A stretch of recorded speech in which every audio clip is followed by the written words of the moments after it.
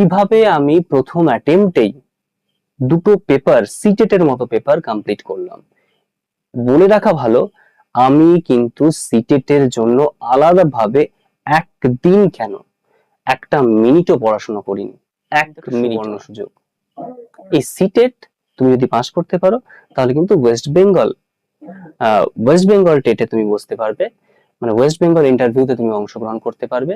আমি তোমাদের মধ্যে এই কনফিডেন্সটা বিল্ড আপ করতে চাই যে শুধুমাত্র কোচিং এর পিছনে ছুটো না, নিজে সেলফ স্টাডি করো, নিজে কোয়ালিটি স্টাডি নিজে থেকে তৈরি করো।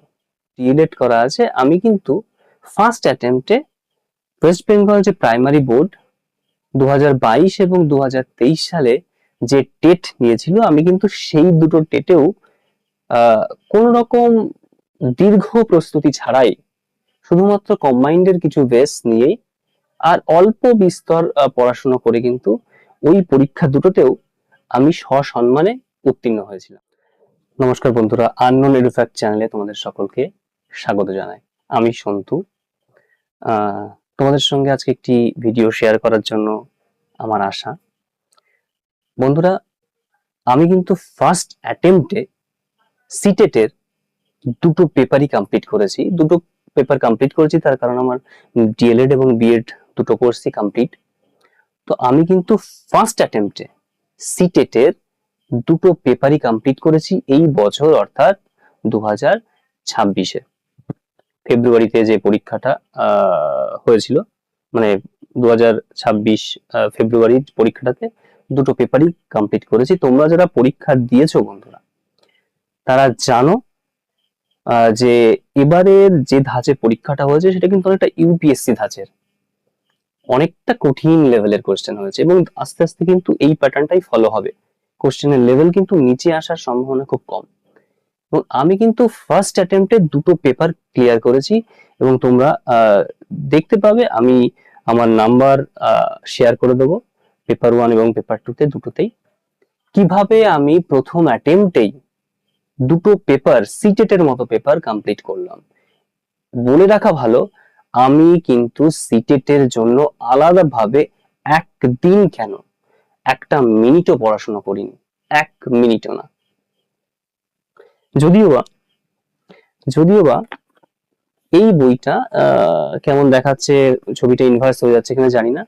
এই যে এটা আরিহান পাবলিকেশনের পেপার 1 এর জন্য এই বইটা আমার একটা বন্ধুর কাছ থেকে নিয়েছিলাম, কিন্তু সৌভাগ্যক্রমে বা দুর্ভাগ্যক্রমে যাই হোক, বইটা আমার পড়ে ওঠা হয়নি। বইটা যে তিমিরে এনেছিলাম সেই তিমিরেই থেকে গেছে।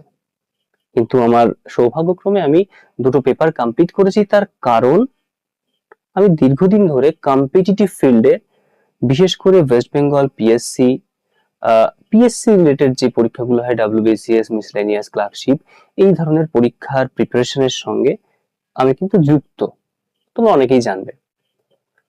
এবং শুধু এটা না, আমি সিটেটটা পাস করেছি তার কারণ আমার যেহেতু ডিএলএড করা আছে, আমি কিন্তু ফার্স্ট অ্যাটেম্পটে ওয়েস্ট বেঙ্গল যে প্রাইমারি বোর্ড 2022 এবং 2023 সালে যে টেট নিয়েছিল, আমি কিন্তু সেই দুটো টেটেও কোন রকম দীর্ঘ প্রস্তুতি ছাড়াই শুধুমাত্র কম্বাইন্ডের কিছু বেস নিয়েই আর অল্প বিস্তর পড়াশোনা করে কিন্তু ওই পরীক্ষা দুটোতেও আমি সসম্মানে উত্তীর্ণ হয়েছিলাম প্রথম অ্যাটেম্পটেই।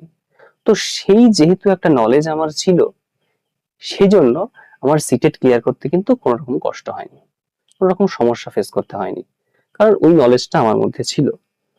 এবং যেহেতু আমি নিজে একজন ইংরেজি সাহিত্যের স্টুডেন্ট, তো ইংরেজি পড়তেও, ইংরেজি যেহেতু সিটেট তোমরা জানো যে প্রশ্নপত্র ইংরেজিতে হয়, তো আমারও সেক্ষেত্রে আমি কোনো সমস্যা ফেস করিনি। আসলে সিটেটের মতো পরীক্ষায় যারা দীর্ঘদিন ধরে প্রিপারেশন নিচ্ছ এবং আসন্ন, হয়তো আমাদের ওয়েস্ট বেঙ্গল যেহেতু এখন নতুন গভর্নমেন্ট ক্ষমতায় এসছে, তাদের নিয়ম অনুযায়ী একটা রুল শোনা যাচ্ছে যে ওয়েস্ট বেঙ্গল যে টেট আছে সেখানে সিটেটদের সুযোগ দেওয়া হবে। সিটেটে যারা প্রিপারেশন নিচ্ছ, তো তাদের জন্য এটা কিন্তু একটা সুবর্ণ সুযোগ। এই সিটেট তুমি যদি পাস করতে পারো তাহলে কিন্তু ওয়েস্ট বেঙ্গল টেটে তুমি বসতে পারবে, মানে ওয়েস্ট বেঙ্গল ইন্টারভিউতে তুমি অংশগ্রহণ করতে পারবে। আসন্ন প্রাইমারি যে ইন্টারভিউ গুলো হতে চলেছে সেখানেও তোমার সিটেট পাস থাকলে তুমি কিন্তু অবশ্যই চান্স পাবে ইন্টারভিউ দেওয়ার। তবে সেটা 2022-এর টেট পরীক্ষার যে ইন্টারভিউ চলছিল, যেটা স্থগিত হয়েছে এবং খুব শীঘ্রই সেটা শুরু হবে, সেখানে মোস্ট প্রবাবলি পারবে না। তার পরবর্তী ইন্টারভিউ গুলোতে এই নিয়মটা চালু হলে কিন্তু পারবে।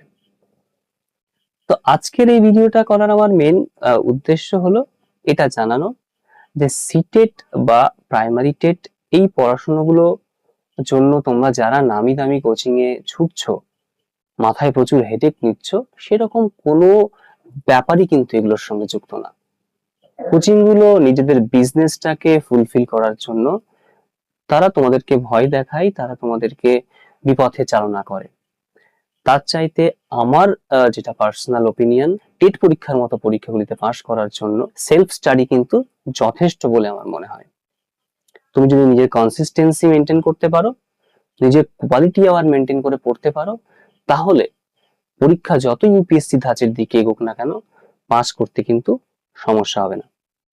তাই আমার এই যে আমি পাস করেছি, এটা বলার আমার গর্বের কিছু নয়, বা এটা বলার আমি চাহিদা প্রকাশ করতে কিন্তু ভিডিওটা করিনি। আমি তোমাদের মধ্যে এই কনফিডেন্সটা বিল্ড আপ করতে চাই যে শুধুমাত্র কোচিং এর পিছনে ছোট না, নিজে সেলফ স্টাডি করো, নিজে কোয়ালিটি স্টাডি নিজে থেকে তৈরি করো, ঠিক আছে? তাহলে অবশ্যই তুমিও কিন্তু টেট পরীক্ষাতে উত্তীর্ণ হতে পারবে, এবং সিটেটে উত্তীর্ণ হতে পারবে। তোমাদের যদি কোনো টিপস লাগে, তোমাদের যদি কোনো রকম উপকারে আসতে পারি এই টেট রিলেটেড বা যে কোনো কম্পিটিটিভ এক্সাম, রাজ্য সরকারের বলো বা সেন্ট্রালের কোনো রকম পরীক্ষার জন্য যদি কোনো টিপস দরকার হয়, কোনো রকম মেটেরিয়ালস টাইপ কিছু দরকার হয়, বা কোনো সাজেশন দরকার হয়, কোনো ওপিনিয়ন দরকার হয়, ভাই বা দাদা মনে করে তোমরা কমেন্টে বলতে পারো। আমি সেই টপিকের উপর কিন্তু তোমাদের ভিডিও করে আমি তোমাদের যে প্রশ্ন রয়েছে, তোমাদের যে কোয়ারি গুলো রয়েছে, সেগুলো নিরসন করতে চেষ্টা করব। আজকে ভিডিওটা এ পর্যন্তই থাকলো। দেখা হচ্ছে নেক্সট ভিডিওতে। তার মধ্যে তোমরা তোমাদের প্রস্তুতিকে চালিয়ে যাও, আরো শক্ত করো নিজেদের প্রস্তুতি, কারণ কিছুদিনের মধ্যেই কিন্তু প্রচুর ফর্ম বেরোবে এবং অনেকগুলো পরীক্ষা দেওয়ার কিন্তু তোমরা সুযোগ পাবে, এবং খুব তাড়াতাড়ি স্বচ্ছতার সাথে রিক্রুটমেন্ট প্রসেস কিন্তু কমপ্লিট হবে।